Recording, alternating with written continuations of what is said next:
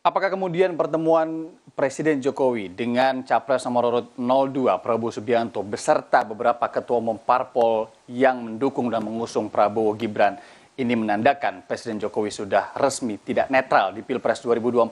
Apa implikasinya? Bagaimana juga eh, implikasi ini pada kelancaran pesta demokrasi yang akan kita laksanakan sebentar lagi? Kita bahas bersama dengan Guru Besar Komunikasi Politik Universitas Pendidikan Indonesia, ada Profesor Karim Suryadi. Prof. Karim, selamat sore. Bertemu lagi Selamat kita. sore. Selamat datang kembali di Rumah Pemilu. Prof, pertanyaan pertama langsung. Apa ini semakin menegaskan bahwa Presiden sudah tidak netral di Pilpres 2024 ini? Ketemu salah satu calon, kemudian juga ketemu ketua-ketua umum parpol yang mendukungnya. Kemudian juga kita tahu statementnya sama terkait dengan debat. Silakan, Prof.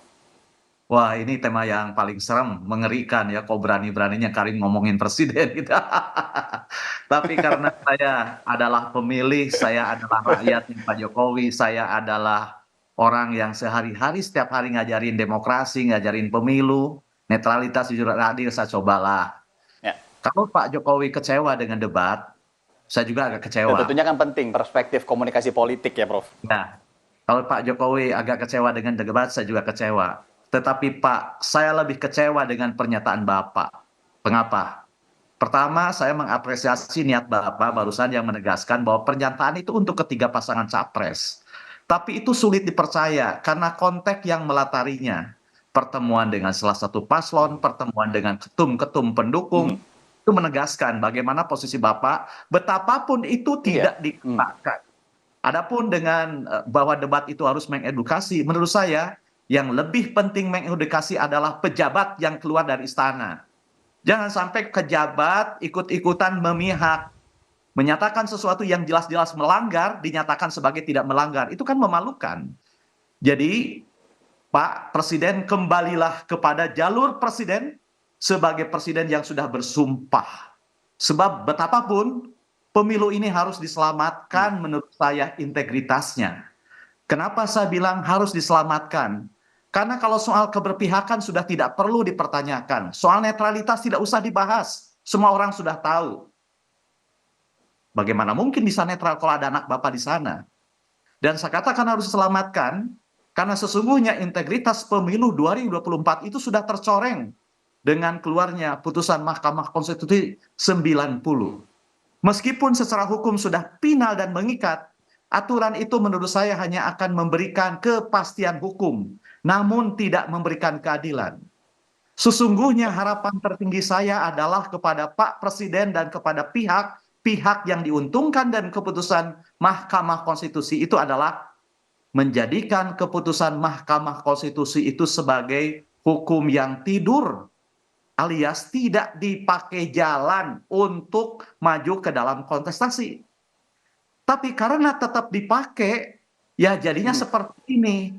Persoalan etika terus muncul dan dipertanyakan, tapi selalu dibahas dengan cara-cara yang tidak menjawab persoalan. Jadi saya khawatir, sekaligus saya khawatir jika paslon 2 ini menang, saya khawatir isu etika yang terkait MK ini akan menjadi duri dalam daging. Dan lama-lama kan ini akan menjadi persoalan legitimasi. Jadi menurut saya itu persoalan sesungguhnya. Sebab Ya. ini saya bicara soal fakta ya, biar tidak disalahkan. Ada hasil riset dari 121 pemilu yang diselenggarakan di 129 negara terhadap pertanyaan siklus bagian pemilu mana yang paling menentukan integritas pemilu. Jawabannya ada dua.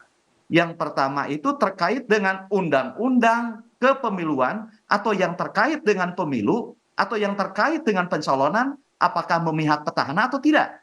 Kemudian yang kedua terkait dengan keadilan akses media terhadap kandidat dan partai politik. Yang ketiga penggunaan kekerasan politik. Oke. Dan yang keempat soal netralitas para penyelenggara negara. Nah yang pertama ini menurut saya yang menjadi masalah. Oleh karena itu, karena ini sudah terjadi, kita menolerir. Kalau saya menolerir itu lebih karena kalau ditunda itu akan jadi persoalan besar. Nah oleh karena itu maka menurut saya betapapun Ya. niat Pak Presiden mengomentari ketiganya, menurut saya lebih baik tidak berkomentar. Soal hal-hal yang teknis itu. Saya berharap Bapak Lebih menjalankan baik tidak sebagai berkomentar. presiden dan Prof, menjamin pemilu ini jujur dan adil. Hanya itu saja. Ya, Ya, ya, gimana? ya. Prof, begini, banyak gestur-gestur politik sebelumnya yang kemudian dilakukan Presiden untuk menunjukkan bahwa sebagai kepala negara ia netral gitu ya, dengan kemudian mengundang ASN dan memberikan arahan, instruksi, kemudian juga kepada TNI, Polri, yang kemudian diteruskan ke jajaran-jajarannya untuk melakukan hal-hal yang kemudian apa harapannya bisa dianggap netral oleh publik juga. Tapi dengan statement, dengan gestur-gestur pertemuan kemarin, apa sih Prof implikasi ketika seorang kepala negara ini diduga begitu ya tidak netral dalam sebuah pemilihan umum? Implikasinya seperti apa kepada demokrasi dan juga penyelenggaraan pemilu secara umum, Prof? Jadi kata-kata itu punya keterbatasan. 1000 kali kita katakan langit warnanya kuning, tapi kalau pakannya biru, ya kata-kata itu lumpuh gitu loh. 1000 kali himbauan, arahan disampaikan kepada ASN, TNI, Polri gitu ya, pejabat yang lain-lain gitu. Tapi kalau misalnya fakta pertemuan dengan calon, fakta pertemuan dengan paslon pendukung gitu ya, partai pendukung, tapi tidak dengan partai yang lain, itu kan akan dibaca sebagai apa gitu lah.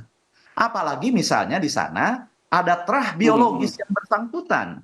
Itu kan sulit, siapa sih orangnya? Apalagi beliau sudah menjelaskan, tugas orang tua itu adalah memberikan restu dan dukungan. Itu sudah jelas dikatakan. Sebelumnya lagi dikatakan akan cawe-cawe dalam pemilu 24. Jadi menurut saya itu narasi-narasi yang memenuhi tabiat sendiri. Ya, jadi sesungguhnya itu tidak usah saya katakan, tidak Ya. usah yang dikatakan. Karena itu apa yang terjadi terdedah, tertampilkan, sudah mengatakan dan mengumumkannya sendiri tentang keberpihakan, tentang arah dukungan dan lain-lain. Bahkan Hmm. menurut saya sudah terang benderang kok. Kan pernah ditanya gitu ya, apa ini tidak melanggar netralitas? Beliau katakan itu kan hari libur. Betul, aturan hari libur itu hanya ada pada soal kampanye. Apakah beliau sedang kampanye? Lalu misalnya kalau kita lihat iklan di TV yang dia berkampanye untuk satu partai, apa itu dibuat hari kampanye, tapi kan beredar di hari luar kampanye. Sorry, di luar hari libur gitu ya, yang tentang menang, menang, menang itu. Apa Hmm. itu Pak? Ya Allah gitu ya. Jadi sekali lagi saya hanya berharap tidak ada Jadi, solusi. maaf Prof, Saya saya potong sedikit. Banyak hal-hal gestur-gestur politik yang memang tidak dikatakan secara lisan, secara langsung, tapi banyak yang bisa kita baca dengan pola, kemudian juga rangkuman event-event yang terjadi belakangan ini. Iya, menurut saya itu lebih dari sekedar gestur, tapi itu sudah merupakan tindakan gitu loh. Sudah merupakan tindakan dukungan Penunjukan gitu. sikap. Mhm. Ya, bukan lagi gestur. Kalau gestur kan bahasa tubuh Oke. ya. Tapi kalau sudah bertemu, Bukan lagi berbicara gestur ya. dengan salah satu paslon atau dengan partai, ya itu dukungan gitu loh. Tidak lagi gestur. Ya. Kalau gestur itu soal cemberut, tidak Mhm, puas kan mhm. gitu ya. Itu dukungan.